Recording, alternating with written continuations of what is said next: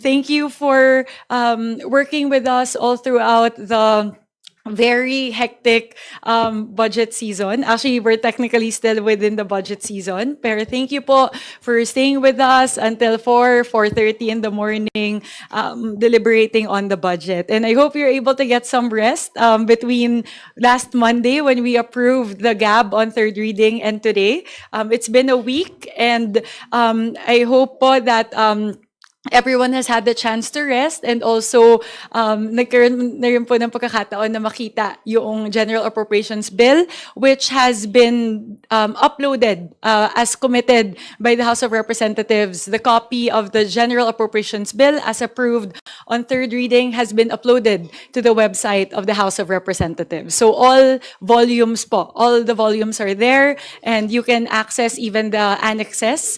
All of them are there, and we have also officially, I believe it has been transmitted to the Senate. It has been officially transmitted to the Senate last October 13, when we approved it on third reading. That same evening po, we were already able to transmit the third reading, the final reading approved version of the GAB to the Senate. So yun po, just as a quick background. And today, if what I was hoping to do po today is to present the General Appropriations Bill in its entirety as approved on third and final reading, because all throughout the deliberations there have been a lot of changes, but all of the amendments were deliberated on by the Budget Amendments Review Subcommittee, and all of those deliberations were live streamed. But today I would like to look at it at a higher level, taking a step back and looking at it from a wider lens. Ano po ba talaga yung mga nagawa natin sa General Appropriations Bill? Saan po natin inilagay yung karamihan ng pondo? Alin pong mga sektor yung ating binigyan ng prioridad? And all of those I hope to answer as we go through the presentations, and then during the question and answer portion after. So with that po, I'll proceed with my presentation. So essentially what we're trying to do, as we committed on the part of the House, is to create a people-centered budget for fiscal year 2026. So bukod po doon sa gusto nating gawing bukas at transparent yung proseso ng paggawa ng budget, gusto po nating siguraduhin na yung budget natin para sa taong 2026 ay talagang tumutugon sa pangangailangan ng ating mga kababayan, sa pangangailangan ng ating bansa, at talagang mararamdaman ng mga Pilipino. So yun po yung ating tema dito. We want to build a people-centered budget. So with that, we'll move to the next slide. So what are the priority sectors that we focused on for fiscal year 2026? Tatlo po yun. Binigyan po natin ng prioridad ang edukasyon, kalusugan, at agrikultura. One of the big questions that was asked to us, and again, this is unprecedented. It's unprecedented that we needed to reallocate 255.5 billion pesos within the budget in such a short time span. At nakita nyo naman po yun po yung talagang naging pangunahing papel ng Budget Amendments Review Subcommittee, na for us to deliberate on how we will reallocate the 255.5 billion pesos that were taken out from DPWH, more specifically flood control projects, towards other priority sectors. And we also took the guidance of our President Ferdinand Marcos Jr., in terms of the priority sectors and priority programs for us to look at. And again, ang tinignan po natin at ang binigyan nating prioridad ay ang edukasyon, kalusugan, at agrikultura. More specifically, to the right-hand side of the slide, you will see here that 78.7% of the 255 billion pesos went to health, education, and agriculture. More specifically, in terms of absolute amounts, 201.1 billion out of 255 billion went to the three priority sectors. As you would see there, in terms of absolute amounts, we were able to add an additional 53.75 billion towards agriculture, 56.64 billion towards education, and 90.75 billion towards health. And the rest would be split across the different agencies. The other agencies being DOLE, DSWD, DOTR, DND, DOJ, DNR, DOF, DICT, DOE, Judiciary, Ombudsman, COA, NCSC, National Commission on Senior Citizens, LGSF, COMELEC, DMW, DSUD, and DILG. So dun po napunta yung 255.5 billion pesos mula sa flood control projects na inilipat po natin mula sa DPWH. We'll do a deep dive of each of these sectors later, just to highlight which particular programs we allocated the funds to. Pero ang pinakamahalaga po dito ay halos 80% po ng 255 billion ay napunta sa edukasyon, kalusugan at agrikultura. Next slide, please. So this is a very high-level view of the total budget per sector or department. For the sake of to make it easier to look at, kasi po if we look at it, if we put every single agency on this slide, medyo masyado pong busy yung slide. So for here, we'll focus on the top 10 sectors or departments that receive the highest allocation of the budget as per the third reading version of the General Appropriations Bill. Of course, we want the budget for fiscal year 2026 to be an education budget. And with that, the original 1.22 trillion pesos, as indicated in the NEP, was further increased by the House of Representatives by an additional 56.6 billion. And now the total budget for the education sector is at 1.28 trillion pesos. We'll do a deep dive on that later. For health, upon adding the additional 90 billion to the original 320 billion in the NEP, health is now at 411.2 billion. In terms of agriculture, adding the 53 billion to the original 239 billion, we are at 292.9 billion pesos. One thing that I would like to highlight po, as you can see in the fourth row, would be the budget for DPWH. Mula po sa original na 881 billion pesos na budget ng DPWH, tinanggal po natin, inilipat natin yung 255.5 billion pesos mula sa flood control. At ngayon po, ang budget ng DPWH ay 625 billion pesos. You can also look at the breakdown po for the other departments, for defense, interior and local government, for social welfare. We added 32.8 billion pesos towards AIX and other programs like the program catering to adolescent pregnancies, other psychological support programs for different sectors nakapasok po doon, as well as the additional amount that we put into the National Commission on Senior Citizens. Meron din po for DOTR, for transportation, we added 2.8 billion. For the judiciary, we added 1.5 billion. And for labor and employment, a combination of DOLE, so you have TUPAD, other livelihood programs, and DMW. We added 300 million pesos to fund the OFW lounges. Kasi kung hindi po natin naidagdag yung 300 million pesos na yon, mapipilitan po na iisara yung OFW lounges. And we know that that is a flagship program of the administration and something that our beloved OFWs are very much looking for. So pinondohan din po natin yon.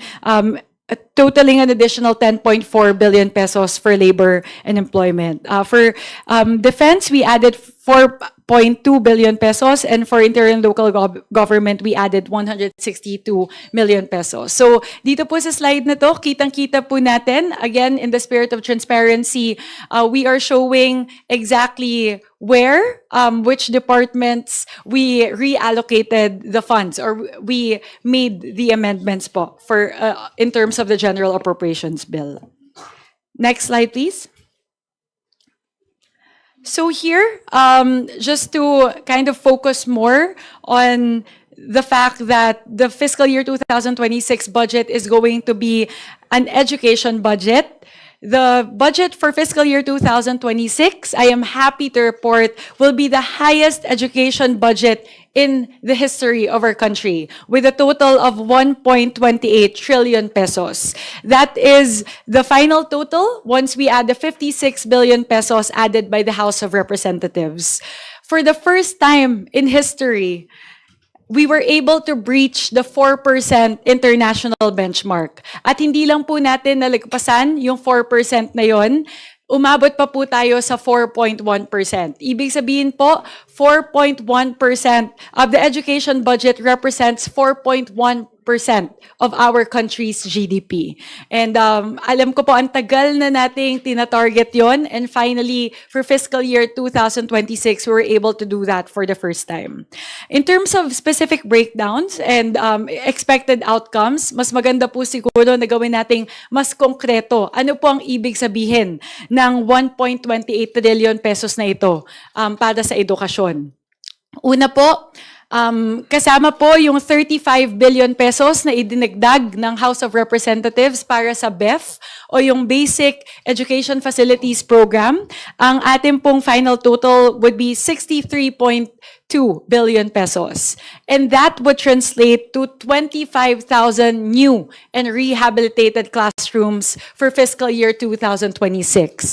Ang laki po nito in terms of percentage because as our President Ferdinand Marcos Jr. mentioned in the SONA, ang target po would be to build 40,000 classrooms by 2028. And with the 25,200 classrooms that we will be able to build in fiscal year 2026, ang lapit na po natin. We're more than half. We're probably 60% of the way there towards our target for fiscal year 2026. Next po, ito po yung matagal nang hinihintay ng ating mga state universities at colleges. Ito po ay halos 4-5 taon na po nilang hinihiling na sana po mabayaran na, mapunan na yung kakulangan doon po sa implementasyon ng Universal Access to Quality Tertiary Education Act or UACTE. So, over the years, the accumulated deficiency to SUCs already amassed to 12.31 billion pesos. And again, for the first time, we will be able to fund all of that. So sa taong 2026, mapupunan na po yung buong kakulangan sa implementasyon ng UACTE. How were we able to do that? So we were able to put in a special provision in the General Appropriations Bill enabling CHED and the SUCs to access the Higher Education Development Fund or the HEDF for this purpose. Sa kasalukuyan po, meron pong laman na 11 billion pesos ang HEDF and in the General Appropriations Bill, we provided that 7.82 billion pesos of that would have to go towards the payment of deficiency to SUCs. And on top of that, nagdagdag po tayo ng 4.4 billion pesos para po mabuo natin yung 12 billion pesos. So, lahat po ng 114 state universities at colleges sa buong bansa ay makakatanggap po, magbebenepisyo po dito. And ano po yung implication na to? This is the first year since UACTE was passed in 2017 that it will be fully funded. Medyo nakakagulat po yun, pero yun po yung realidad. At bukod pa po doon, hindi lang natin pupunan yung kakulangan nung nakaraan, kundi naglagay din po tayo ng paraan na hindi na po magkakaroon ulit ng ganong deficiency. Kasi po, inayos na din po natin yung sistema sa pagitan ng CHED, sa pagitan ng mga SUCs at ng DBM para po hindi na magkaroon ng discrepancy doon po sa expected number of enrollees as assumed in the funding in the General Appropriations Bill versus yung actual number of enrollees po ng kabataan. Ano po yung Ibig sabihin nito sa mga paaralan, ibig sabihin po magagamit nila itong ibabayad sa kanila para po makapagpagawa ng mga infrastruktura, mas mapaganda po yung kanilang operasyon. Yun naman po kasi talaga yung kanilang hinihintay. Lastly, with the additional 13.8 billion pesos approved by the House of Representatives towards UACTE, SHED, and TESDA, ang total na po ng scholarships would be 52.2 billion pesos. And that would translate to scholarships for up to 2.49 million students across the country. So, yun po. Just wanted to highlight that. Ito po yung mga main highlights ng ating education budget para po sa taong 2026. Next slide, please. Similarly, the health sector budget totaling 411.2 billion pesos, including the 90 billion pesos added by the House of Representatives, would translate to the following. Una po, ang total PhilHealth subsidy po para sa taong 2026 ay maging 113 billion pesos. Dinagdagan po natin ng 60 billion pesos mula po sa ating mga amyenda dito sa House of Representatives. At yun po yung ating malaking tinalakay na sana po magamit po ng PhilHealth itong kadagdagang subsidiya para po mas mapaganda yung benefits package, mas mapalawak yung benepisyo na matatanggap ng mga pasyente, mabawasan yung direct contributions ng mga direct contributors at mabayaran po yung mga obligasyon ng PhilHealth sa mga ospital. Second, we were able to add 25 billion pesos rather for MAIFIP. Ano po yung ibig sabihin nito? Ang total po ng the amount ng MAIFIP para sa taong 2026 ay magiging 49.2 billion pesos. And that would enable us to actualize the zero balance billing in government hospitals. Napakahalaga po ng papel na gagampanan ng MAIFIP para po wala na pong babayaran yung ating mga kababayan sa mga pampublikong ospital, lalo na po para sa ating mga indigent na mga kababayan. At panghuli po, nagdagdag po tayo ng 5.7 billion para po sa HFEP or Health Facilities Enhancement Program. At ang katumbas po nito para sa taong 2026 ay magkakaroon po tayo ng 27.9 billion pesos para po sa pagpapagawa ng iba't ibang mga ospital at iba't ibang mga gusaling pangkalusugan. Next, please. Next would be the agriculture budget. The agriculture budget would now total to 292.9 billion pesos, including the 90 billion pesos added by the House of Representatives. So some key highlights po. The first would be the 10 billion pesos that would be allocated towards the presidential assistance for farmers and fisher folk. Ang katumbas po nito, gamit po yung kasalukuyang guideline na 7,000 pesos bawat benepisyaryo. Ang katumbas po nito ay mabibigyan po ng tulong ang higit 1.4 million na mga farmers at mga fisher folk, mga magsasaka at mga mangingisda sa ating buong bansa. Pangalawa po, another key highlight would be the total of 74.5 billion pesos allocated towards different farm-to-market roads and irrigation infrastructure. So that includes the 35.5 billion pesos added by the House of Representatives. At alam naman po natin yung napakamahalagang papel na ginagampatan po ng mga farm-to-market road at mga irigasyon para po matulungan yung ating mga magsasaka na mas mapababa yung kanilang ginagastos sa pagsasaka dahil po mas mura yung binabayaran nila para po maiangkat, makuha po yung mga kanilang sinasaka o inaani mula po sa kanilang mga palayan. Sunod po, nakapaloob po sa General Appropriations Bill ang 30 billion pesos para sa Rice Competitiveness Enhancement Fund. Ibig sabihin po may karagdagang 30 billion pesos para po makapagbigay ng mga makinarya, binhi, training, pautang, insurance, irigasyon, at iba pang suporta para po sa ating mga mahal na mga magsasaka. Sunod po, nagbigay po tayo ng karagdagang 4.3 billion pesos sa NFA para po makabili po sila ng karagdagang post-harvest facilities at mga truck. Muli, gusto po natin na paigtingin yung pagbili ng NFA ng mga palay mula po sa ating mga magsasaka dahil mas nabibili nila sa mas mataas na presyo yung palay ng ating mga magsasaka. Sunod po, nagbigay po tayo ng karagdagang 1 billion pesos para sa crop insurance. So para po matulungan yung ating mga magsasaka, lalo na po sa panahon ng kalamidad, para po meron silang insurance na pwede pong masandigan. Sunod po, we added 2.4 billion pesos towards the construction of different deep water ports for agri-industrial products and an additional 200 million pesos for the land tenure security program, particularly for the agrarian reform beneficiaries. So, kalaki po ito ng New Agrarian Emancipation Act na naisabatas po ilang taon na yung nakadadaan. Next, please.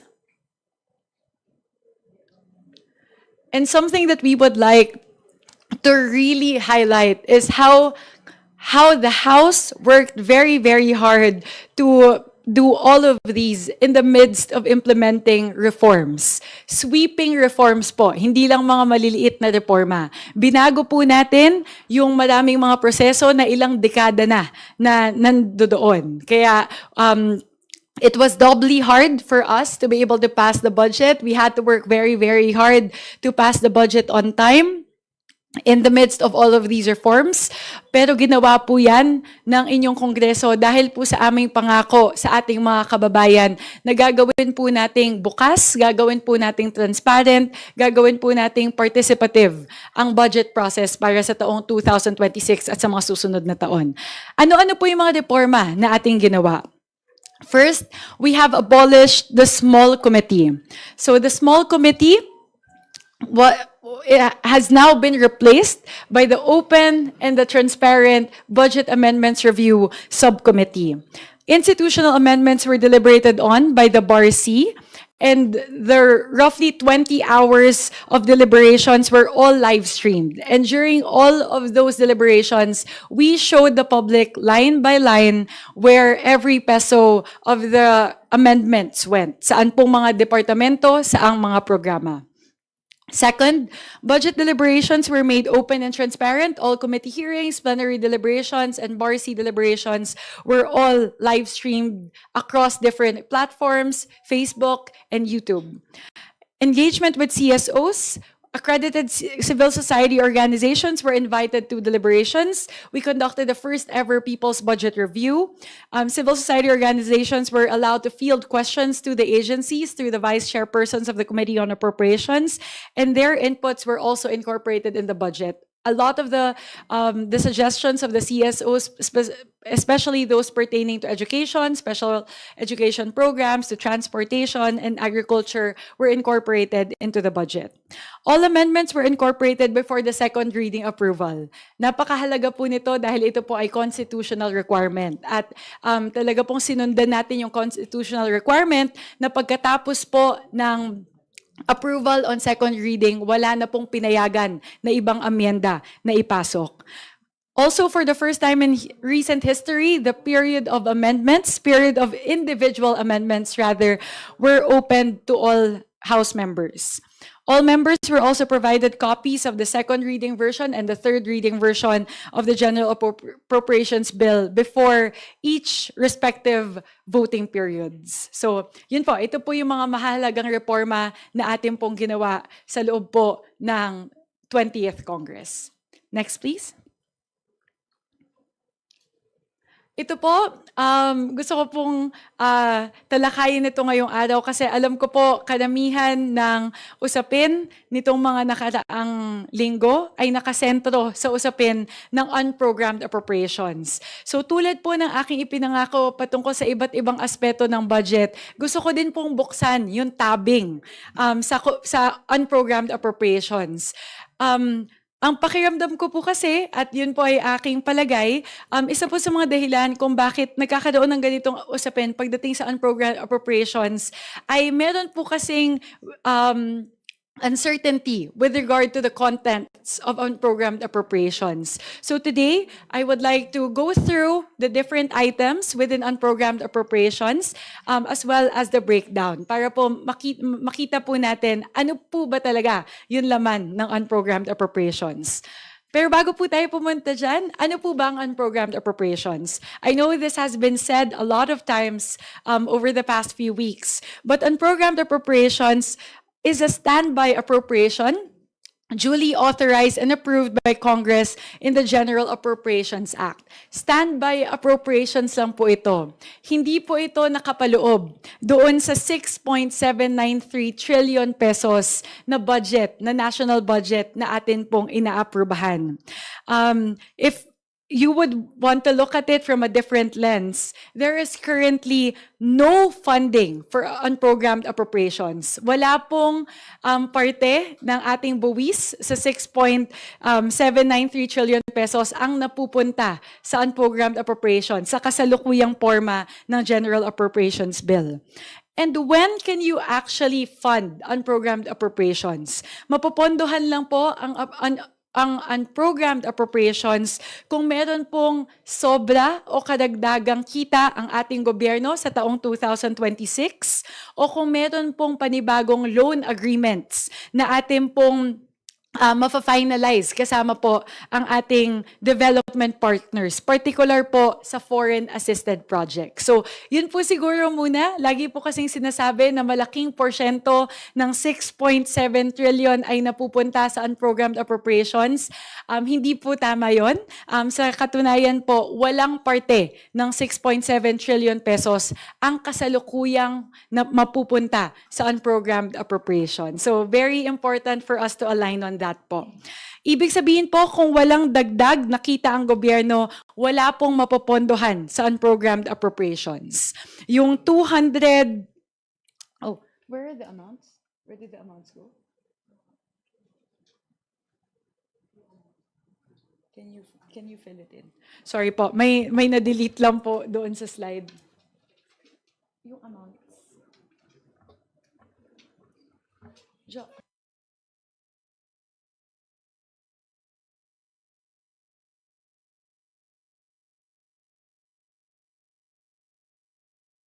Can I edit it directly? I'll edit it directly. Sorry po. May...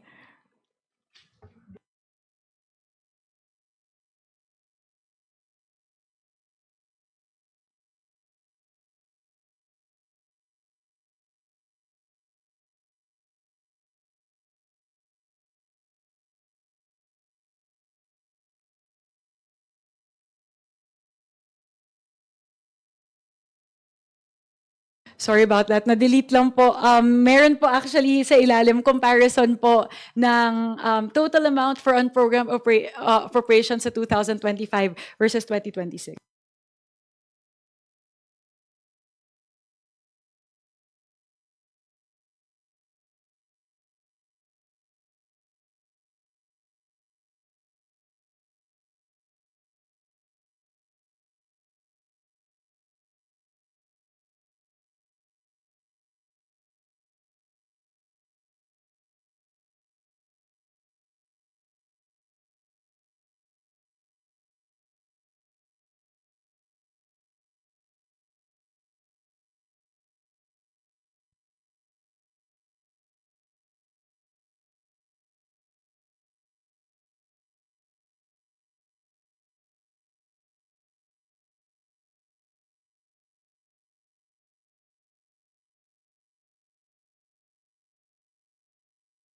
Sige po.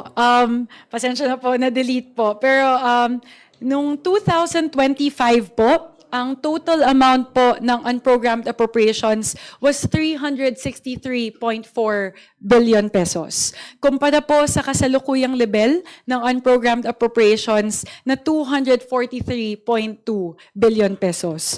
So kung titignan po natin, nagkaroon po ng pagbaba sa total amount for unprogrammed appropriations. That would be 120.2 billion pesos reduction for unprogrammed appropriations from 2025 to 2026. Ayan na po, handa na po. Sorry, na-delete lang.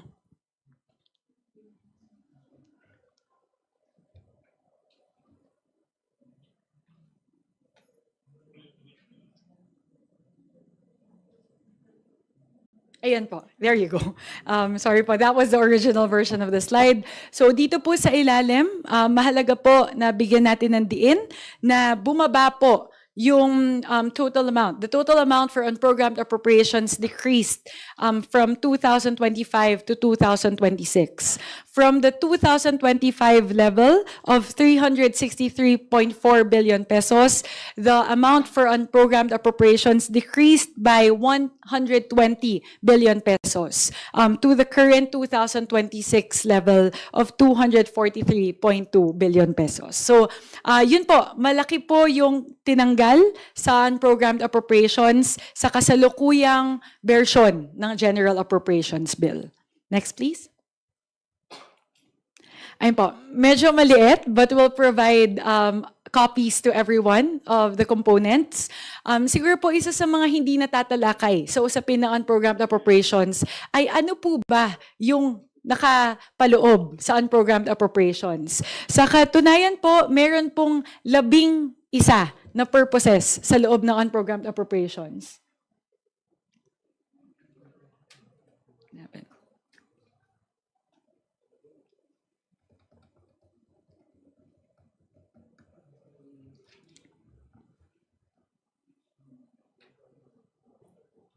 What's happening?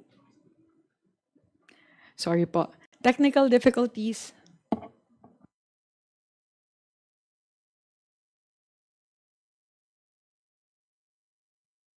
Ayan po. Ito po yung 11 na nakapaloob sa unprogrammed appropriations. Under unprogrammed appropriations, we are authorizing 11 purposes for how unprogrammed appropriations can be spent in the 2026 budget.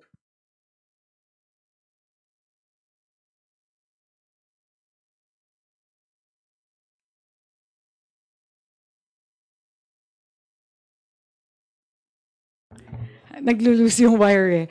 Ayan po. Ano po yung laman ng unprogrammed appropriations? The first would be strengthening assistance for social programs. Ito po yung controversial na dating tinatawag na SAGIP.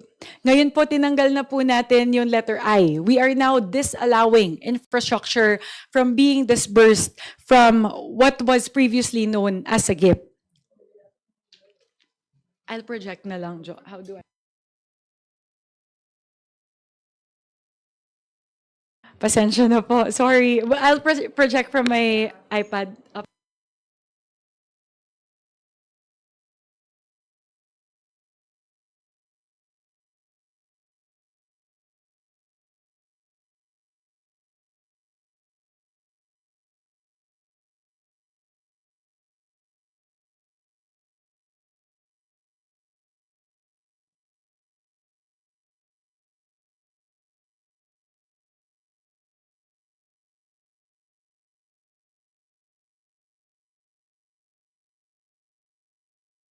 Ayun po, ako na magko-control. Mukhang mas gagana siya ng ganito. Ayan po. So, ito po yung dating tinatawag na SAGIP. At mahalaga po na bigyan natin ng diin na ngayon po, alam ko po kasi yung mga napag-usapan na dito po sa una, yung dating tinatawag na SAGIP, dyan po nabatak yung flood control projects ng mga nakaraang taon. And at para po sa taong 2026, gusto po nating siguraduhin na hindi po maaabuso ang unprogrammed appropriations. At dahil po doon, atin na pong tinanggal ang infrastruktura mula doon sa dating sagip.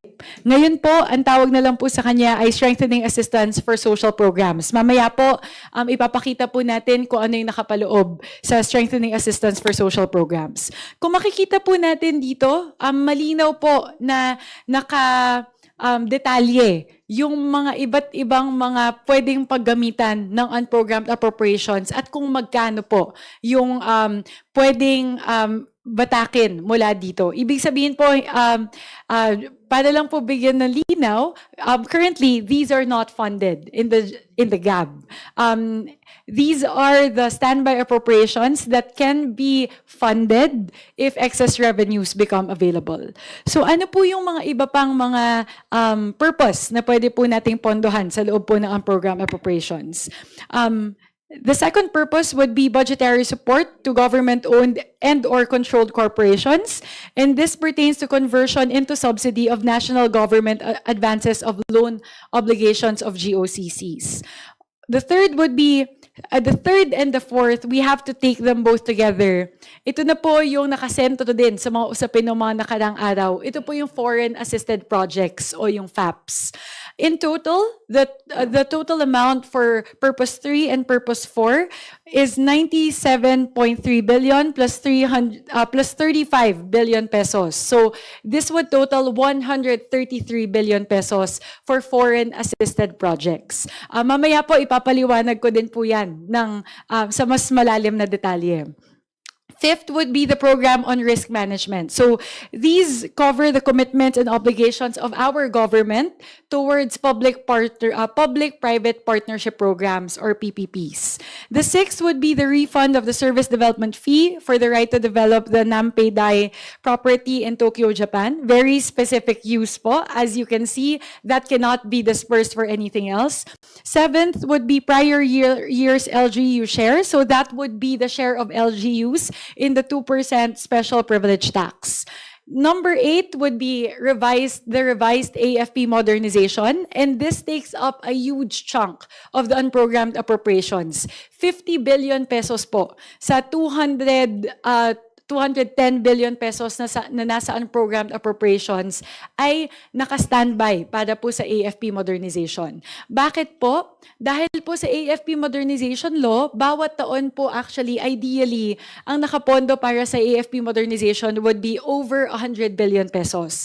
But given the limited fiscal space, we are only able to program within the budget of the DND roughly 40 billion pesos for AFP modernization. Kaya po tayo nag-aabang ng kadagdagang 50 billion pesos para sa AFP modernization dahil hindi po sapat yung pag-rehabilitate at pag-ensure ng mga government assets kung meron po mga ganong klaseng kalamidad. So here, we'll do a deep dive on the first purpose, which is the sagip. Hindi na po sagip yung tawag ngayon. Bakit ko po gustong bigyang din ito? Dahil dito po nakasentro lahat po ng mga katanungan patungkol sa unprogrammed appropriations. Again, I would like to reiterate that we have removed infrastructure from the allowable disbursements under Purpose 1. Tinanggal na po ng Kongreso ang infrastruktura sa listahan ng mga pwedeng paggamitan ng unprogrammed appropriations, particular sa dating sagip. Ito po ay hakbang ng Kongreso laban sa posibleng pang-aabuso ng unprogrammed appropriations. The previous sagip, I standing for infrastructure, would now be known as Strengthening Assistance for Social Programs, and only government social programs geared towards education, health, and social protection would be allowed. Very, very important point po. Wala na pong pwedeng flood control projects, wala na pong pwedeng mga kalsada o mga tulay na pwedeng batakin mula sa Strengthening Assistance for Social Programs. So just to be very, very transparent about it, meron din pong breakdown sa loob ng Special Purpose 1. Siguro po kasi, nakita ko po sa ilang pagtatalakay na unprogrammed appropriations, iniisip po kasi ng ilan na lump sum funds yung unprogrammed appropriations. Hindi po totoo ito. Sapagkat meron pong naka-line item na mga programa at mga purpose sa ilalim po ng unprogrammed appropriations. And here I would like to highlight the purposes or the projects intended under Special Purpose 1. Makikita po natin dito, meron lang po, technically, merong infrastruktura dito. Kung makikita nyo po sa ilalim ng DepEd, meron pong naka-standby para sa Basic Education Facilities Program at Public Schools Infrastructure Program. So, technically, meron pong infrastructure, pero ang pwede lang po dyan ay mga school buildings. So, just to do a deep dive, ano po yung laman ng bagong strengthening assistance for social programs that total 45 billion pesos. So, first, as you would see, there would be the payment of SSS loans. So that's 3.3 billion pesos. For CHED, the competitive grant mechanism for state universities and colleges would amount to 2 billion pesos. For PhilHealth, there's an additional 21.1 billion pesos on standby. Again, why is this the case? Even at 113 billion pesos, posible po kasing kulang pa rin yung binibigay natin sa PhilHealth. So, in case there would be excess revenues, we are putting roughly 21 billion pesos on standby for additional subsidies to PhilHealth.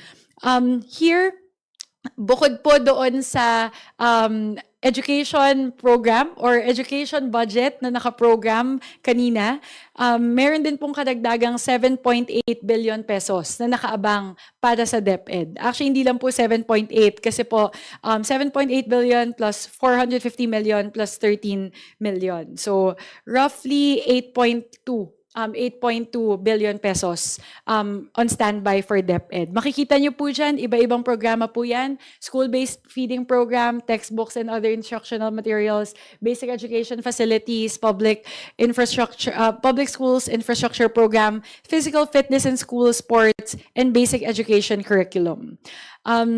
Meron din pong nakaabang para po sa DOLE TESDA. There is 2.3 billion pesos on standby for the scholarship program for eligible incumbent child development workers, including UACTE requirements. There is also 1.3 billion pesos on standby for the requirements for hospital equipment and other facilities, and 6.5 billion pesos on standby for AICS under DSWD. Siguro po gusto ko pong bigyang diin ito dahil ngayon pong 2025, nagamit po natin yung AICS na nakapaloob sa unprogrammed appropriations. Nung tumama po yung lindol at mga bagyo sa Masbate, Cebu at Davao, kinailangan po nating bumatak ng 5 billion pesos mula sa unprogrammed appropriations para sa AICS, para po makapagbigay ng kadagdagan tugon dun po sa mga nasalanta ng kalamidad. And maybe that's a really good illustration of how unprogrammed appropriations can help the government operationalize. Kung wala pong unprogrammed appropriations na nakaabang para sa AICS, wala pong agarang tulong na mailalabas ang DSWD para sa mga nasalanta ng bagyo at ng kalamidad at ng lindol dahil ubos na po yung AICS na nakaprogram sa ilalim ng DSWD. So that's a really good illustration of how unprogrammed appropriations can help the government and the Filipino people.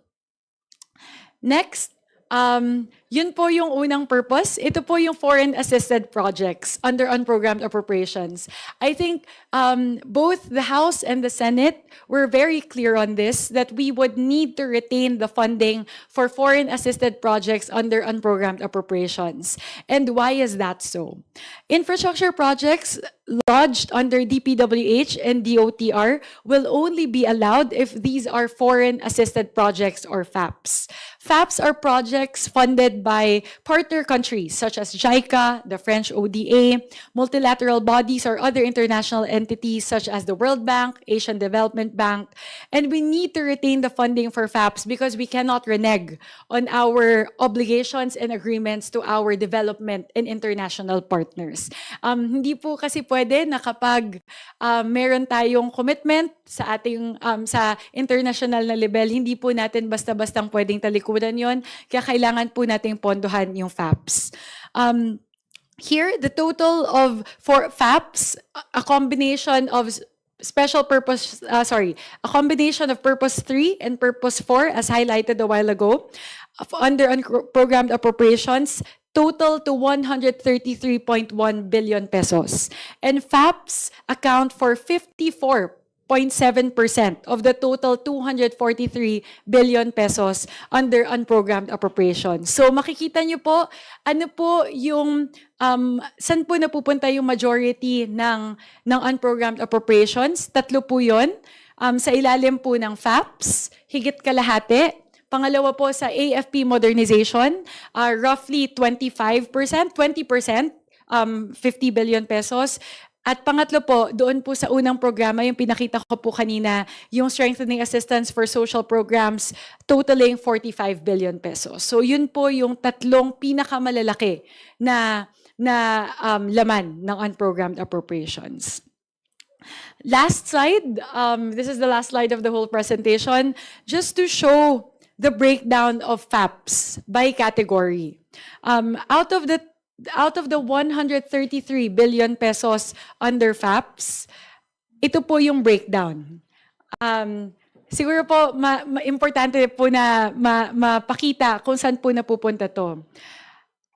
Meron po kasing mga katatungan na bakit hindi na lang ilagay sa programmed appropriations ang lahat ng foreign assisted projects. Yun po ay dahil sa panahon na binubuo pa lang yung budget, during the budget preparation stage, the requirements needed for it to go into programmed appropriations were not satisfied for these projects. For example po, there are two requirements for it to go into programmed appropriations. First is it would require a perfected contract or perfected agreement between the Philippines and our international partners. And second, that particular perfected contract would need to be approved by the NEDA board. So yun lang po yung dahilan. As much as we would like to put all of the foreign assisted projects under programmed appropriations, meron po kasing mga proyekto na mahahalaga na hindi po umabot doon. At ito po yun. Una, yung 36.7% po, yun po yung binanggit ko. These are the FAPs currently under negotiation. So, out of the 133 billion, 48 billion po yun. Ibig sabihin, hindi pa pinal yung kasunduan sa pagitan ng Pilipinas at ng ating international partners. Second, the newly approved loans. I put that separate because when the NEP was finalized in July, these two projects under DSWD and DOH were still not finalized. And as of October 7, these two projects already have perfected agreements. That's why we put it separate, and the total for that would be 38 billion pesos. And lastly, this is very interesting. 45 billion under FAPS are additional Tier 2 requirements of ongoing foreign assisted projects under DOTR. Ano po yung ibig sabihin nito? Ito pong 45.8 billion pesos na to, meron silang counterpart sa loob ng programmed appropriations ng DOTR. Pero dahil po, sa palagay po ng DBM, ang kanila pong assessment ay hindi po mauubos ng DOTR yung kabuuan ng pondo na yon. So halimbawa po, I'm using the numbers loosely, but just as an example, the Metro Manila Subway Project, for example po, 100 billion po yung kailangan sa project na yon. So ideally, you would put the whole 100 billion under programmed appropriations. But given the historically low utilization rate for the Metro Manila Subway project, sayang naman po kung ibibigay natin yung buong 100 billion pesos doon sa programa na yon nang hindi naman mauubos ng DOTR. So ang ginawa po ng DBM, imbes na ibigay yung buong 100 billion pesos, binigay nila yung kalahati. Halimbawa lang po to, hindi ko po maalala yung mismong numero, pero binigay nila yung kalahati under Tier 1. Para po, yung kalahati, yung 50 billion pesos na kalahati, ay pwede nilang mailagay sa ibang mga departamento at ibang mga programa na talagang kailangan ng ating bansa. Ano po yung nangyari doon sa 50 billion pesos na natira na kailangan sana ipasok sa Metro Manila Subway Project? Linagay po sa unprogrammed appropriations. Para kung magkaroon ng pagkakataon na mauubos po ng DOTR yung 50 billion pesos na unang nailagay sa ilalim na unprogrammed appropriations, pwede pong bumatak sa unprogrammed appropriations. So, yun po. Hindi po totoo na yung mga programa sa ilalim ng unprogrammed appropriations ay walang counterpart o walang katumbas na line item sa programmed appropriations. There are instances wherein there are counterpart projects under the programmed appropriations, but DBM elected to separate the two in order to allocate resources towards programs and projects that are more urgently needed by our country. So, yun lang po. A little bit, my apologies po, it's a little bit technical, but it's really important po to be able to dissect the contents of unprogrammed appropriation. So, that's it. That would be my presentation po. Yun po yung kabuuan ng ating budget para sa taong 2026. Again, if there are key highlights that I'm hoping to share, that would be that one, this is the highest budget sector, this is the highest education budget in our country's history. And second, we have focused a lot of resources towards health. And third, we have focused a lot of resources towards agriculture. Yun lang po. Maraming salamat po. And I would now like to open the floor to questions from our friends in the media.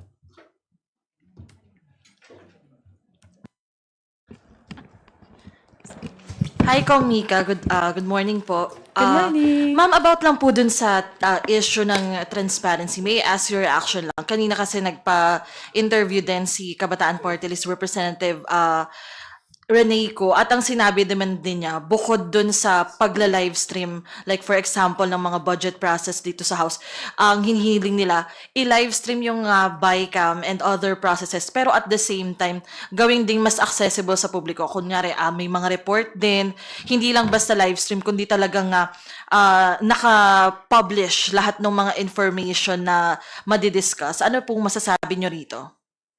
Siguro po unahin ko po yung patungkol sa live stream ng the Bicameral Conference Committee.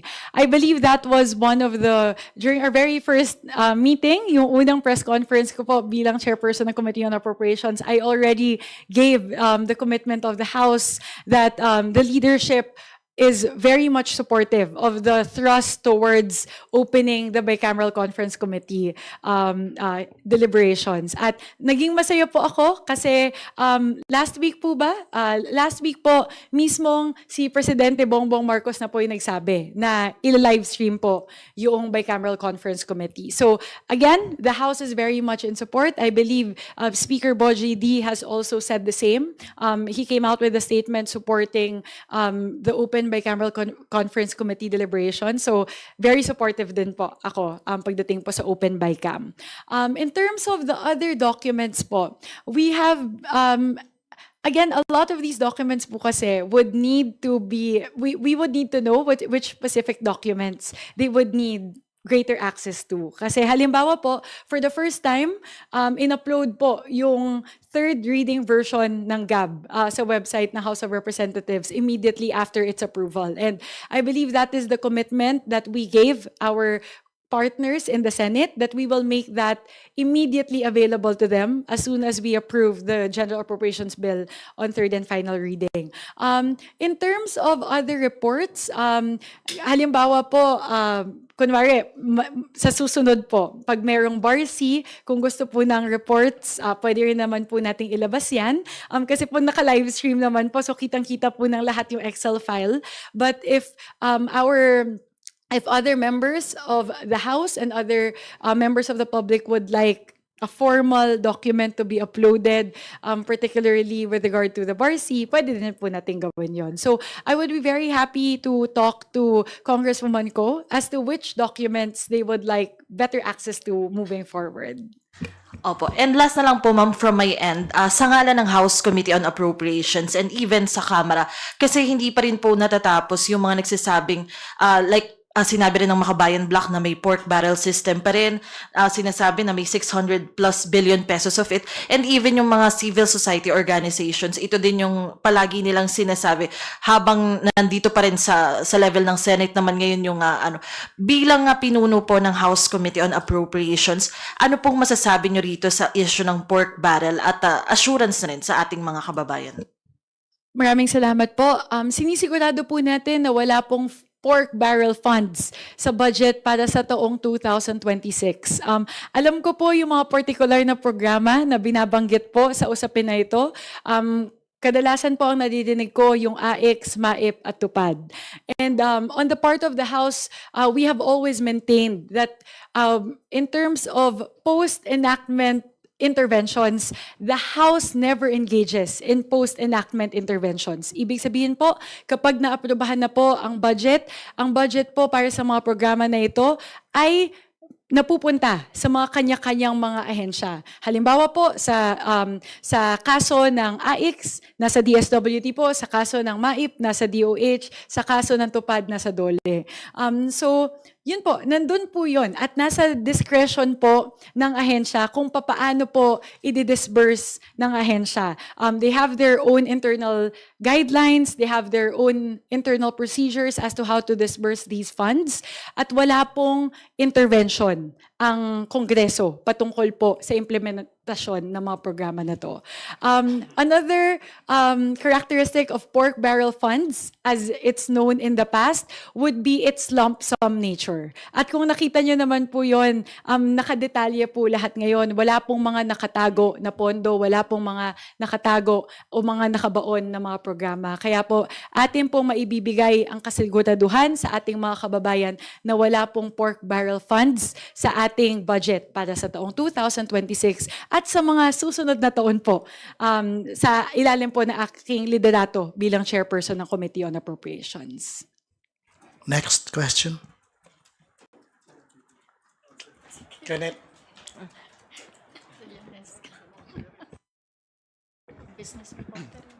Hello, ma'am.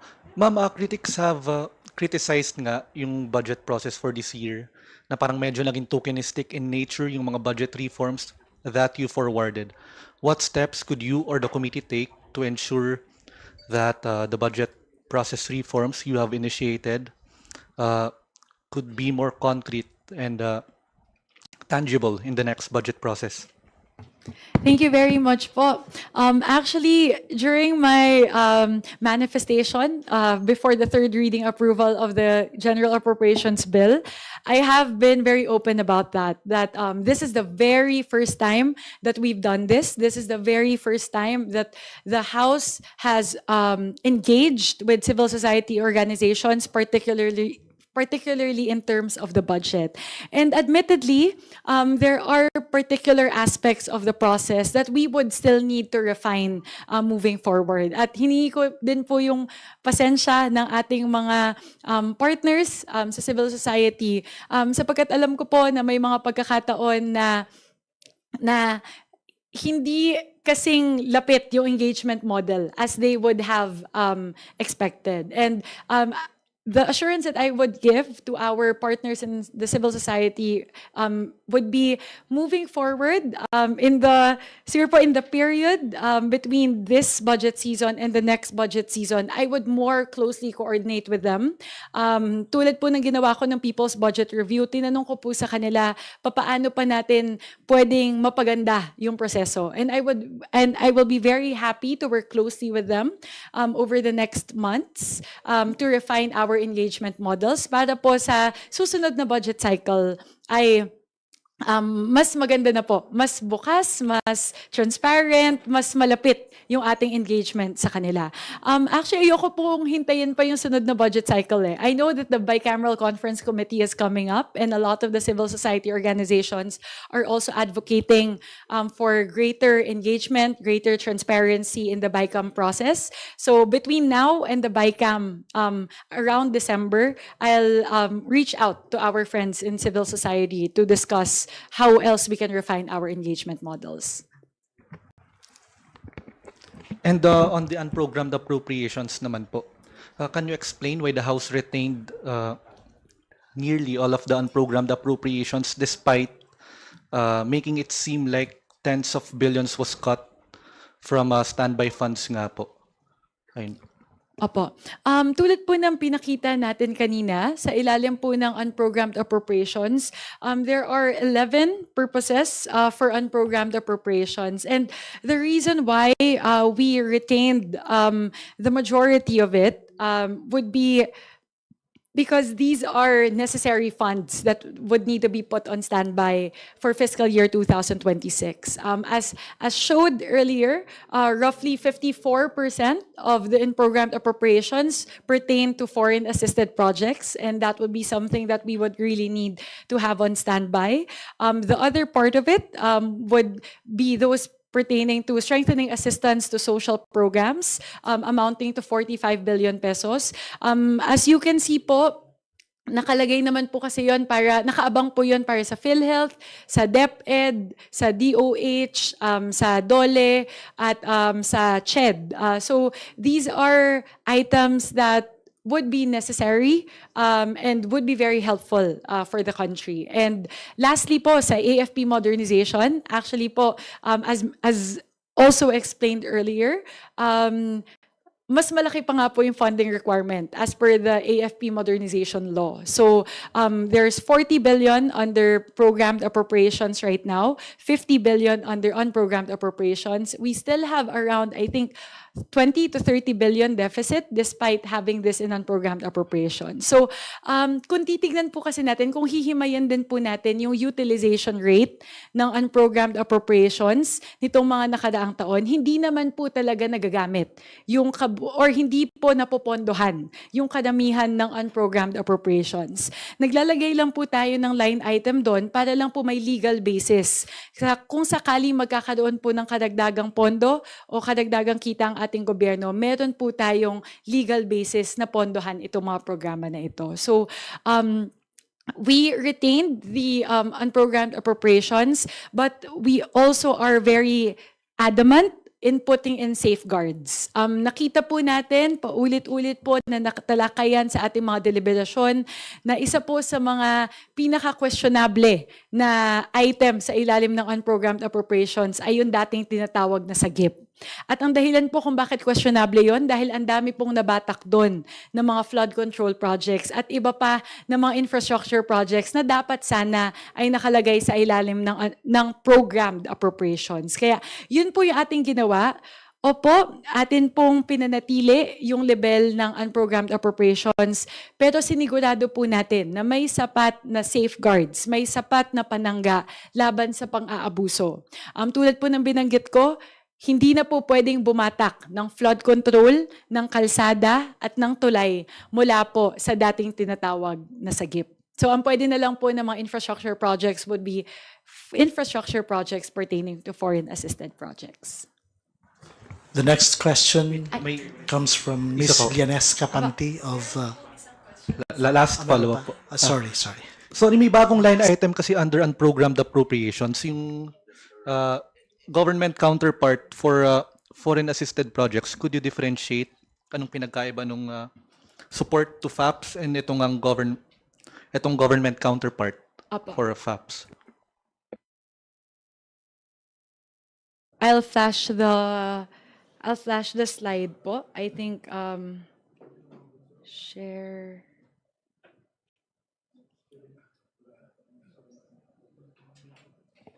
Ayan po.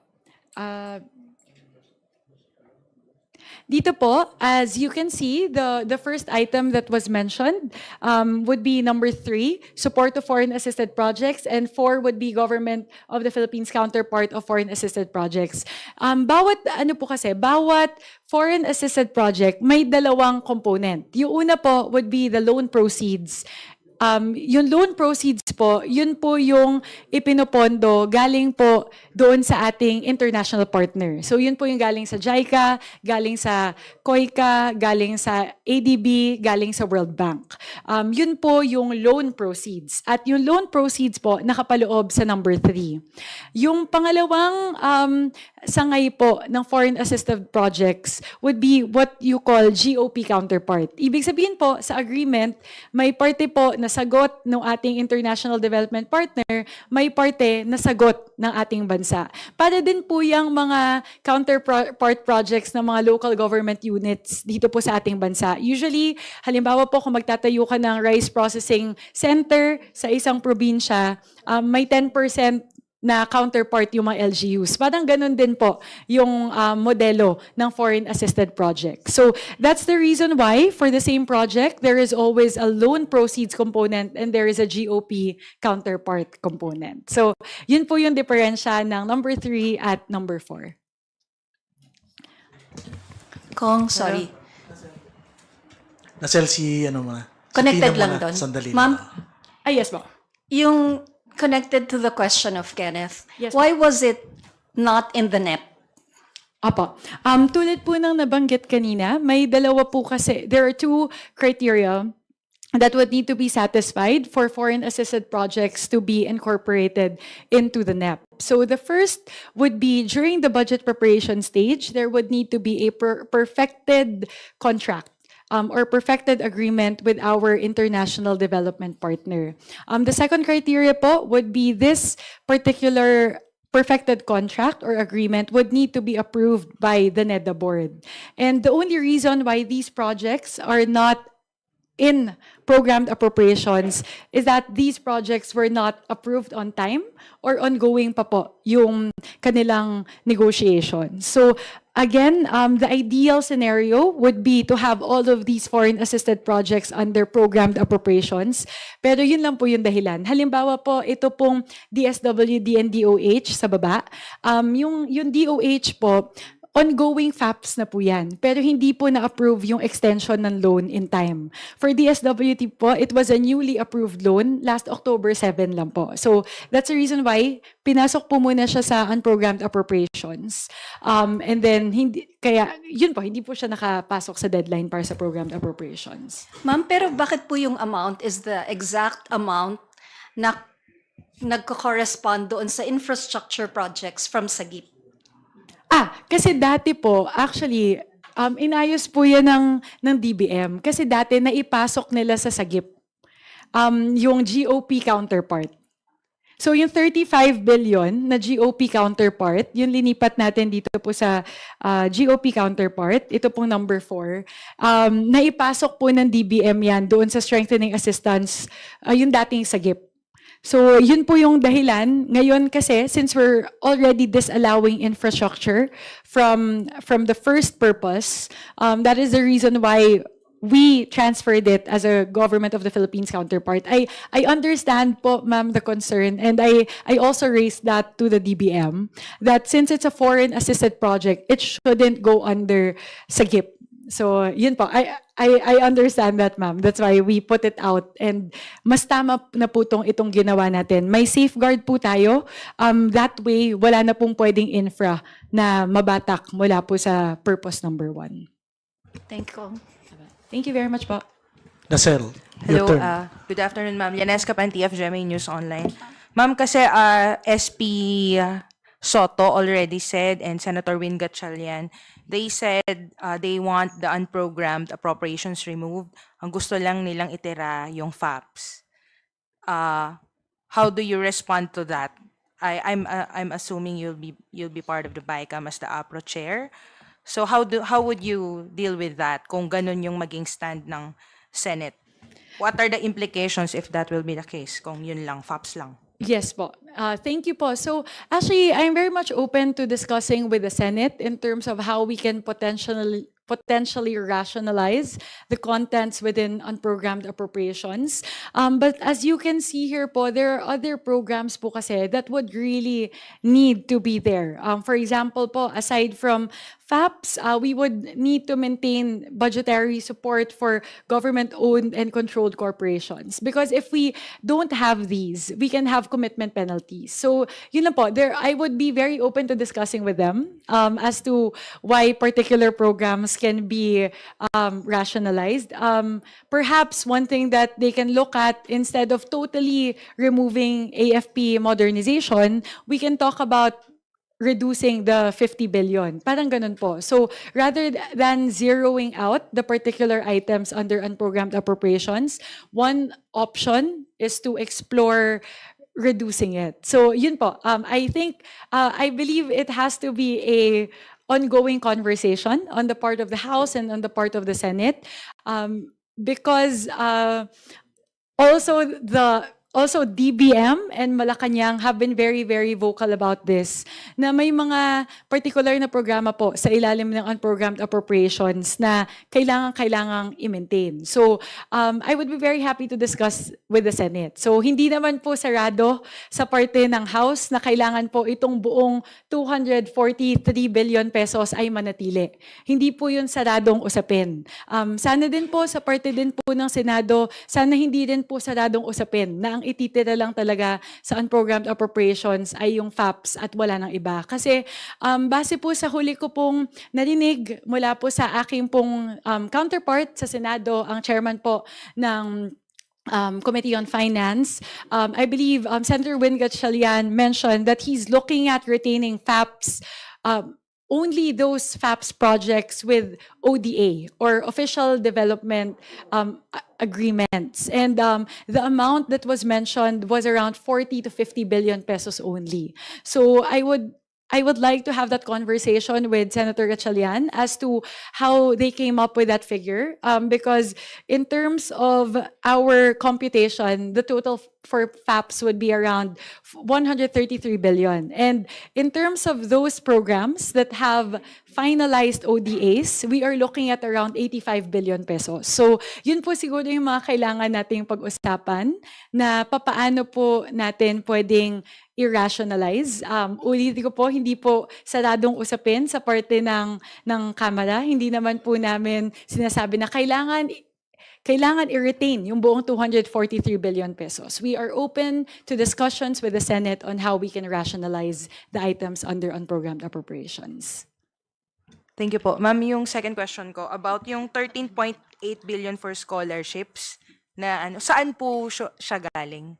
Kasi 'di ba yung 12 billion special provision, I understand, yung sa UACTEP. But yung 13.8 billion additional scholarships, Apa. galing po ba yun ng DPWH? Yes po. Kabuuan po nito, kabuuan po ng 13 billion pesos ay nagmula po sa 255.5 billion pesos na binatak mula po sa DPWH. Yung 12 billion pesos po, kanina, yung sa deficiency to SUCs, hindi po lahat yun sa special provision lang.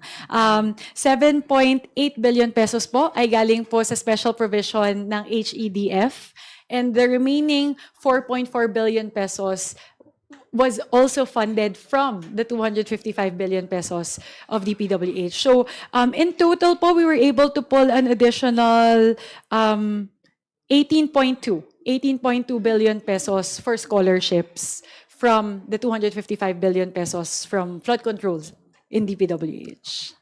Last na po on my part, yung 113 billion po for PhilHealth, what does this mean for PhilHealth members? Like, I think, most of us here. Opo. Thank you, Ma'am Yanesca. I actually have been trying to press PhilHealth to, I've manifested that several times during all the hearings, and during the BARC deliberations even, that sa akin pong parte, tatlo po sana yung gusto kong makita na gagawin ng PhilHealth. Doon po sa 113 billion pesos na ating pong ipagkakatiwala sa kanila. Una po, sana mas mapalawak nila, mas mapataas nila yung benefits package para sa mga pasyente. Pangalawa, sana po mas mapababa nila yung premium para po sa mga direct contributors. At pangatlo po, sana mabayaran nila yung kanilang mga obligasyon sa mga ospital. Yun po yung tatlo na gusto po sana naming makita galing po sa PhilHealth. And one of the manifestations that I gave is that we even gave PhilHealth a deadline to give us a detailed analysis of how they can actually improve the benefits package. I still need to talk to PhilHealth kasi po nung nakita namin yung expansion na balak nilang gawin, medyo sa mata po ng Kongreso, medyo hindi pa po sapat yun. Kasi gusto po sana namin, kung naalala nyo po, nung deliberation, hinihingi ko po mas mapataas ng sobra yung kanilang binibigay para sa angiogram at angioplasty. Ngayon po kasi parang 9,000 pesos lang yata yung binibigay nila para sa angiogram at alam naman po natin na minimum 50,000 pesos yung angiogram. So yun po yung tatlo na gusto ko makita na gagawin ng PhilHealth at medyo kailangan pa po naming, medyo dikdikin pa po yung PhilHealth para makuha yung commitment nila dito. Thank you po. Next, Haj. Hi, Kong Mika. Magandang Hi, Sir hapon po. Haji. Ma'am, there was a senior minority lawmaker na who urged President Marcos to replace the DBM chief.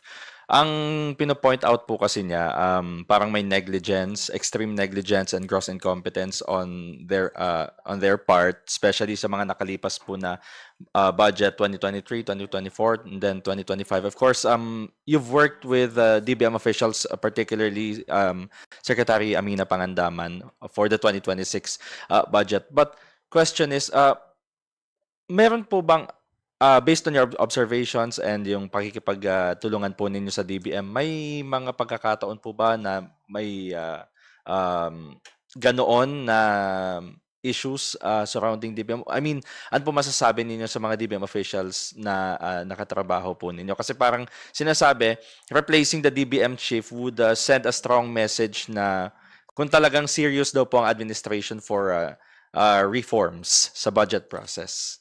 Thank you po. Thank you po. I have the greatest respect for Secretary Amena Pangandaman. I have worked very closely with her. I have always seen her as the best economist I've worked with. Of course, aside from Sec RC, because I also love Sec RC. I have the highest respect for her, not only for Secretary Pangandaman, but for all of the officials in DBM. Sa totoo lang po, para po sa kalaman ng lahat, ito pong usapin tungkol sa unprogrammed appropriations, lalo na po nung naging mainit na usapin po ito sa social media at sa iba pa, talaga pong nag-uusap kami na paano ba natin pwedeng ayusin itong unprogrammed appropriations, paano po natin masisigurado na hindi ito maaabuso sa taong 2026. And honestly, when we were doing all of those discussions, and even during the plenary deliberations, when members of the minority would have specific suggestions, particularly towards lump sum funds, UA, even in terms of the general provisions, makikita ko po and I say this with the utmost sincerity, kitang-kita ko po sa parte ng DBM na pag may na-recognize sila na point, na uy, okay yan tama yan. Sila pa yung unang magsasabi na, sige, Chair Mika, go, okay kami dyan sa amendment na yan. Isa pong halimbawa, yung sa GIP, yung nung ilang beses po na bring up yon sa deliberation, sila pa yung una nagsabi na, Chair, okay kami dyan. Kung tatanggalin talaga yung infrastructure mula sa GIP, sige, okay kami. Sila pa nga po yung nag-draft nung version ng special provision patungkol doon. So, I understand that there are instances or things that have transpired that may have called into question the safeguards, the evaluation, the assessment processes and guidelines within the DBM. But I really see the sincerity in the good men and women of DBM to continually improve their processes. Ang dami din po nila na ina-advocate ng mga transparency measures, yung open budget, yung Project Dime. They have a lot of transparency measures as well. So, even with the recognition that there might have been instances in the past wherein certain guidelines would need to be reinforced or amended, nakikita ko po yung sinseridad sa ating mga kasama sa DBM na talagang gusto talaga nilang ayusin yung proseso. So, ibig sabihin, ma'am, parang naayos na rin nila yung instances na yun kasi may binabanggit na parang may huge sums of money raw po na nag-disappear from the DPWH appropriations. Yun po yung ipinunto ng minority of lawmaker, in particular si Congressman Erice po. Tapos ang binabanggit din po kasi niya, parang may may influence daw from powerful legislators daw po kasi kaya parang siguro na-influensyahan daw po yung DBM. I would be very happy to discuss with Senior Deputy Minority Leader Erice with regard to that. I would be keen to know ano po yung particular na ehemplo na kanyang iniisip doon sa nawawalang pondo mula sa DPWH. Alam ko po ang isa sa mga natalakay yung malaki na nabatak mula sa dating sagip na flood control projects. But I would be very keen to know. Medyo mahirap po kasing sagutin nang hindi ko po alam yung particular na programa na tinutukoy po ni SDML Erice. But I'd be very happy to discuss with him po. Again, in 2026, I would be very adamant na kung ano man po yung mga nakaligtaan na mga guidelines o safeguards sa nakaraan, aayusin po natin yon. Paiigtingin po natin yon para sa 2026 para masigurado po na hindi maaabuso yung pondo para sa susunod na taon. Super last na lang po. So, Secretary Pangandaman should stay. For me po, yes. I see the hard work that she puts in, her integrity, and her love for her work. So, yes, I firmly believe that Secretary Amena Pangandaman should stay. Thank you po. We're down to the last three questions. The first comes from Rosalie Cos of UNTV. Hi Kong, good afternoon po. Hi, Ma'am Binawasan po yung pondo ng Office of the Vice President for 2026. Anong mangyayari po sa binawas na pondo? Saan po yun mapupunta? Opo, yung kabuuan po ng na kaltas sa Office of the Vice President ay inilipat po sa MAIFIP. So,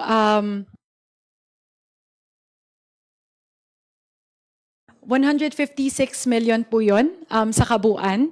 Kasi po, yung ilan po sa mga particular na programa na atin pong kinaltasan, kung naaalala nyo po, tinitignan po natin yung financial assistance and subsidy. Kasi po, ang ating pong napag-usapan ay dapat po nasa ahensya po yun. Nasa ahensya. The budget for financial assistance and should be lodged in the different agencies like DSWD, DOH, or DOLE. So, yun po yung ginawa natin. Binatak po natin yun at lahat po yun napunta po sa MAIFIP. Pero tulad po nung kondisyon na akin pong ibinigay, nung atin pong inaprubahan yung motion ni Congresswoman De Lima na ibalik po yung level ng Office of the Vice President sa level ng 2025, may dalawa po akong kondisyon na inilatag doon. Una, kailangan po maprotektahan yung interes ng mga personnel sa loob po ng Office of the Vice President. So, malaki po kasing parte noong increase sa OVP budget na pinanukala ng DBM ay patungkol po sa salary standardization law, yung pagtaas po ng kanilang sahod. So, yun po, prinotektahan po natin yon. So, yung increase na pinanukala ng DBM para sa sahod ng mga OVP employees, retain po natin yon sa third reading version ng GAB.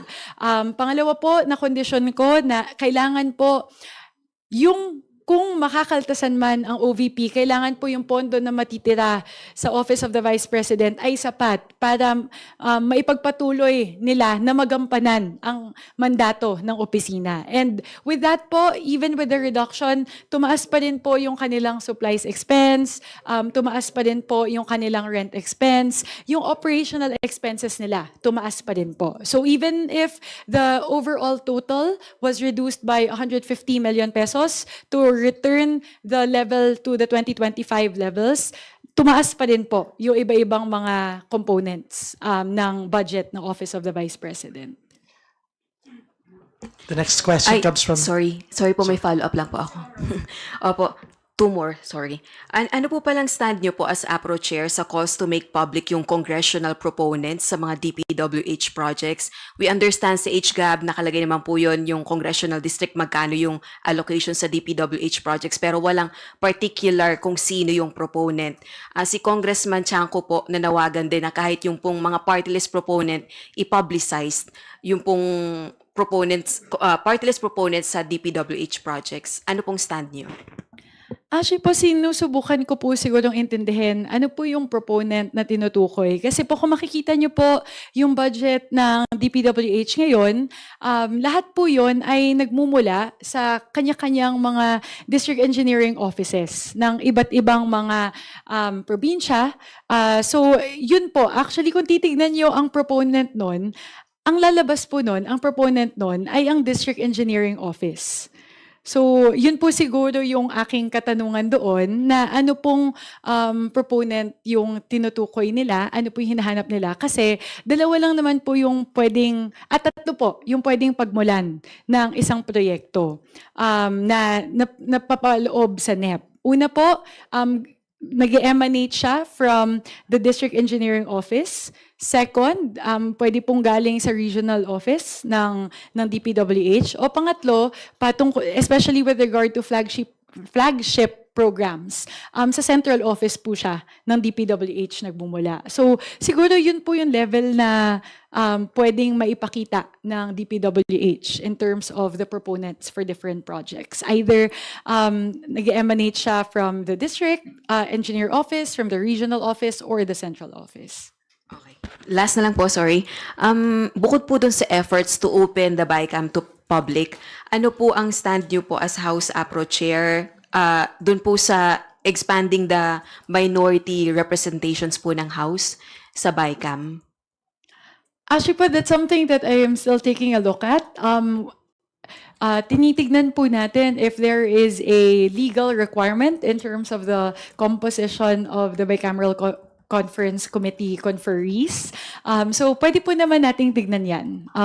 Again, I recognize the very valuable inputs of the minority. As you can see po, sa Budget Amendments Review Subcommittee, mismong si Minority Leader Marcelino Libanan ay parte ng BARC. At bukod sa kanya, meron pang dalawa, si Kong Alan T. at si Kong Stephen James Tan, na parte po ng BARC. So I really recognize the invaluable inputs of the minority. So we can take a look at that po. Definitely happy to explore that. Thank you po. Next, Dwight of Rappler. Hello po, Congresswoman. Good morning. Hi, Dwight. Ma'am, clarify ko lang kanina dun sa explanation nyo sa unprogrammed appropriations. Yung so 35 billion pesos, it was removed from SAGIP, but na-retain pa rin kasi yung amount na yon sa buong unprogrammed appropriations. Ano ba yung direct impact nun sa paglilipat to the government of the Philippines counterpart of foreign assisted projects? Kasi kanina sa pagkakasabi nyo, parang yung government counterpart, it was originally in SAGIP. Like, can we say ba that because naging new line item siya, hindi na siya magagamit to local flood control projects? Ano ba yung may safeguards bang na-introduce by making a new line item out of it? Kasi baka isipin ng mga tao na, ay parang ginawa, nandun pa rin yung pera, ginawa niyo lang ng new line item. Thank you, Sir Dwight. That's something that I am really hoping to clarify. Ang dahilan po kung bakit binatak natin siya, kasi ang intention po talaga natin dun sa dating sagip ay tanggalin na yung infra mula doon. Kasi doon nga po nababatak yung flood control dati, kahit yung mga kalsada at mga tulay. So by taking out the FAPs from the first purpose, we are able to put in the safeguard there na definitively bawal na yung infrastructure projects dyan. So putting it out, putting the FAPs infrastructure out from the former SAGIP allows us to put in more stringent safeguards to ensure that it would no longer be abused. So, yun po. Kasi kung meron pang infra doon, hindi natin definitively matanggal yung infrastructure from the authorized purposes or authorized uses of purpose number 1, yung strengthening assistance to social programs. So, by taking it out, pwede nating lalong higpitan yung special purpose 1. Ma'am, pero dito sa bagong line item, sorry, pardon my ignorance, ito ba pwede pa rin gamitin for flood control projects yun? Let me check lang po sa kasalukuyan po kasi na tignan ko lang po yung breakdown ng kasi yung nakita ko po na mga malalaking proyekto ngayon doon, Metro Manila Rail, Metro Manila Subway, North-South Railway, sandali lang po, buksan ko lang po. May nakita din po kasi ako ng mga DSWD, diyan po buksan ko lang po. May detailed po ako na laman ng FAPs eh.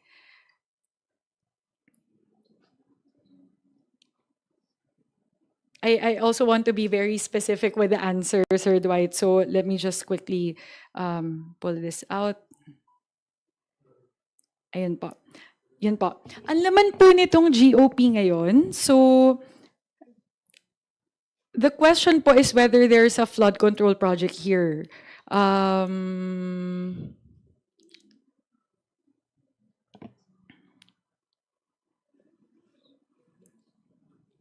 Kadamihan po kasi dito, sa DAR, meron pong tulay. Sa DOH, may nutrition project, so hindi po siya infra. Sa DPWH, nandito po bridges, connector bridge, bypass, Central Mindanao Standard Highway, San Juanico Bridge is here. Meron pong integrated disaster risk reduction and climate adaptation in low-lying areas in Pampanga Bay, but I don't think that's flood control po. And then accelerated water and sanitation project in selected areas. So definitely within DPWH po, sa 35 billion po, or even the whole 133 billion, wala pong flood control projects ngayon doon, even under FAPs. DSWD, e-vouchers po for food insecurity at saka Philippine Community Resilience Project. Sa DOTR po, as mentioned, Metro Manila Subway Project, North-South Commuter Railway, MRT Line 3 Rehab, MRT Line 4 Project, PNR Railway, LRT, Mindanao Railway Project, acquisition of 40 units of fast patrol crafts, Maritime Safety Capability Improvement Project, Cebu Bus Rapid Transit, and EDSA Greenways Project. So even across the board, ngayon po sa 133 billion under FAPs, wala pong flood control projects doon. Last two questions na lang po. Yung una po, technical question lang po. Yung breakdown po ba makikita sa HGAB? Kasi I checked the unprogrammed appropriation section, hindi ko makita yung breakdown. Or is it in bawat agency ba? As of... Opo. Actually po, wala. For unprogrammed appropriations po, wala. Wala po sa yung breakdown. But there is one. I'll check lang po with the DBM if we can share it to all. Kasi the only reason lang po why there's some sensitivity around it, there are development partners po kasi who do not want to publicize particular projects unless the negotiation phase is already finalized, or the contracts would be finalized. So I just need to check with the DBM in terms of the sensitivities po. We also do not want to endanger certain contract negotiations for ODA projects, but to the extent possible po, we can share that. Okay, last question na lang on a different matter. Kasi yung ibang mga kongresista, naglalabas na po ng kanilang kopya ng SALN. There are 3 from Akbayan, 3 from Makabayan, 1 from the Visayas. Kayo po ba ay, do you commit to also releasing a copy of your SALN anytime soon? Actually po, I believe Speaker Boji D has he released a statement saying that they would revisit the guidelines for releasing SALNs for all House members. So kung ano po yung direction ng House leadership on that, I will comply po. Next, Okay po. Thank last you. question comes from Miss Vivian Gulia. Hi, ma'am. Good afternoon.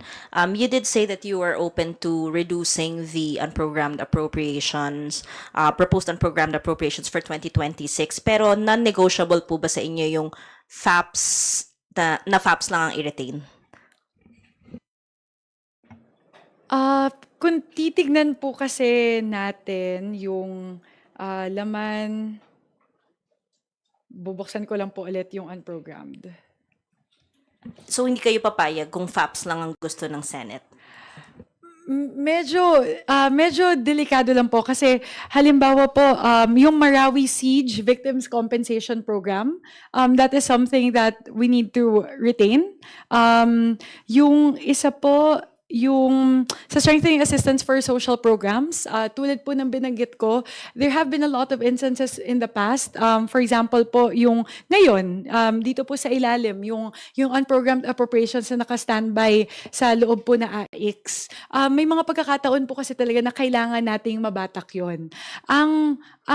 Sa totoo lang po, ang takot ko po, kung i-wipe out natin lahat ng laman ng unprogrammed appropriations, halimbawa po, ito pong mga nakapaloob sa strengthening assistance for social programs. If there comes a time that there's sana naman po sa awa ng Diyos hindi mangyari, pero kung magkaroon po ng malaking kalamidad, kung magkaroon po ng kailangang national health emergency na kailangan pong respondihan, kung hindi po natin bibigyan ng legal basis for funding these items, hindi po tayo makakabatak. Siguro po, bukod po sa ngayong taon na nakabatak po tayo ng 5 bilyong piso para po tugunan at rumisponde po doon sa mga naapektuhan ng bagyo at lindol sa Masbate, sa Cebu at Davao. Several instances in the past. In terms of COVID, actually po, unprogrammed appropriations yung unang binatakan ng gobyerno para agad-agad na matulungan yung mga health emergency practitioners, yung mga frontliners natin, dun po bumatak sa unprogrammed appropriation. So there, I've had this conversation with the DBM as to what could happen if we take out all of the items under unprogrammed appropriations. And they were saying that yes, that's a possibility, but we really lose our flexibility to respond to emergencies and unforeseen circumstances. Kasi po, sa ilalim ng NDRRMF, meron pong nandun. Merong roughly 30 billion pesos, tama ba, na nasa calamity fund. Pero yung calamity fund kasi, dadaan yan sa OCD. Tapos may specific uses lang na pwedeng lagyan ng calamity fund. So yun lang po. We lose our flexibility. So ang take ko po doon, I am very much open to reducing unprogrammed appropriations, pero sana po we retain the purposes that are really needed. So having said that, mga magkano po yung nakikita natin na possible na ma-retain from the 243 currently? So out of the 243, very, very, very ballpark lang po. And it's a little bit difficult to commit at the moment because I think we need to have that ongoing conversation with the Senate. But definitely we have to retain the 133 billion under FAPS as showed earlier. Nandiyan po yung 133 billion. Kung hindi man yung kabuuan, parang hirap mag-commit on the values po because we need to take a look at that. We need to retain some for AFP modernization. Kung hindi man po yung buong 50 billion, pwede po tayong magtira doon. Kailangan po kasi talaga ng armed forces natin ng kadagdagang tulong para po sa mga kagamitan. Budgetary support to GOCCs, even if it's not that whole amount, we need to put some on standby.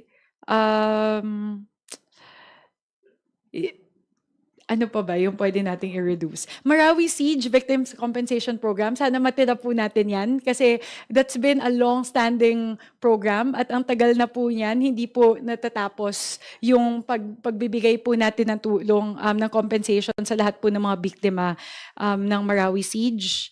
And sana po yung insurance premium. Kung hindi man sila komportable sa buong 2 billion, kailangan po sana nating magtira just for unforeseen circumstances. So, sorry po for not being able to provide the specific number, but those are the items that we can explore po. Okay. Your comment dito sa sinabi ni Representative Tino na mayroon daw pong backdoor para mapondohan pa rin yung locally funded infrastructure project. Sabi niya mayroon daw 4.9 billion na natira sa capital outlay at mayroon daw pong provision sa unprogrammed appropriations na nagpapahintulot sa DBM na dagdagan ito ng kahit magkano mula sa iba pang mga pondo sa unprogrammed appropriations. He sought to get that provision removed daw po pero hindi na aprobahan.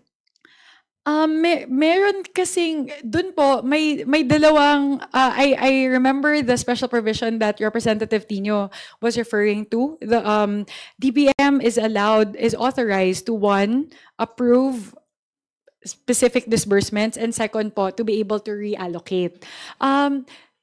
Kung ang takot po ng ating distinguished colleague would be may backdoor method for funding locally funded infrastructure projects, more specifically flood control projects. Wala na po dito. If you would see the purposes that we've allowed, wala na pong pwedeng pasukan ng flood control eh. Sandali lang po. Ayan. Wala na pong pwedeng pasukan ng flood control projects dito. So most definitely not locally funded. So even though DBM has the power to reallocate, if you would look at the safeguards that we've put in, wala na po dito na pwedeng pasukan ng locally funded flood control projects. Even roads, even bridges, hindi na po pwede. The only infrastructure projects allowed here would be especially under DPWH and DOTR, would be those pertaining to foreign assisted projects. So, yun po din yung binanggit ko sa ating kasamahan nung plenary deliberations that we have put in the safeguards to make sure hindi po maaabuso at wala pong backdoor way na mapasukan po ito na locally funded projects. Okay, Senate Finance Committee Chair Gatchalian is saying gusto niya limited yung discussion ng BICAM to the disagreeing provisions lang of the House and Senate versions of the GAB. Unlike before, parang yung AKAP sa BICAM ba yun na ilagay? Hindi raw magkakaroon ng reincarnation nitong AKAP. Your comment. In terms of sagutin ko po muna yung sa AKAP, definitely wala pong maging reincarnation yung AKAP. That's an assurance that we can give on the part of the House.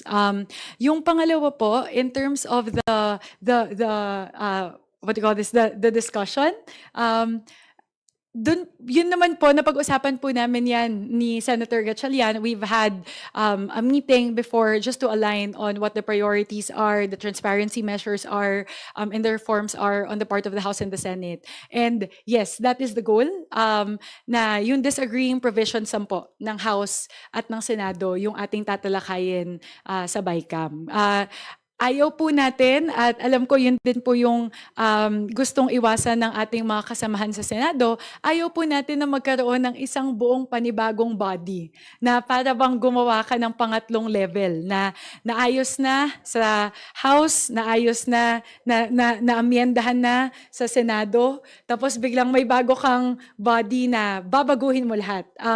Yun din po yung gusto nating iwasan sa parte ng Kamara. So definitely we will focus on the disagreeing provisions between the House version and the Senate version of the General Appropriations Bill.